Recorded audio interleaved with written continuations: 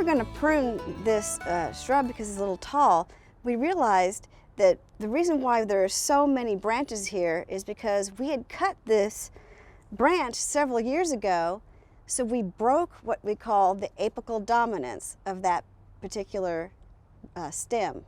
The apical dominance of this original stem was inhibiting the others around it to not grow as vigorously. So what happens when you cut the apical dominance, other branches break and try to become that apical dominant branch.